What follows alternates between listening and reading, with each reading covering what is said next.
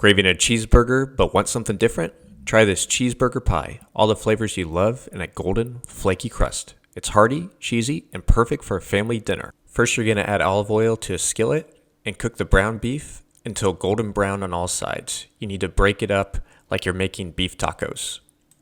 Once the beef is browned, you're going to add half a cup of panko breadcrumbs, half a cup of tomato sauce, a quarter cup each of chopped green bell peppers and chopped onion, and then 2 garlic cloves minced. Finally, add half a teaspoon each of salt and oregano and a quarter teaspoon of black pepper, stirring to combine.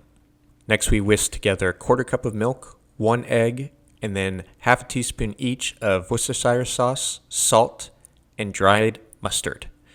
This helps bind everything together. Now take 2 cups of quality sharp cheddar cheese, no pre-shredded stuff here, and add it to the liquid mixture. Just mix everything until completely combined. This mixture forms that gooey, cheesy crust on the top of the pie when baked, and really is what makes this better than anything you've ever had. From there, you're going to take a homemade or store-bought pie crust. I prefer homemade as it's just better. You press it into a 9-inch dish and then add the filling on top, before adding the cheesy mixture on top of the beef filling. You want to spread that cheese filling over top of the beef mixture. It doesn't need to be completely covered as it's spread when baked. Bake at 400 degrees for 25 to 30 minutes until done.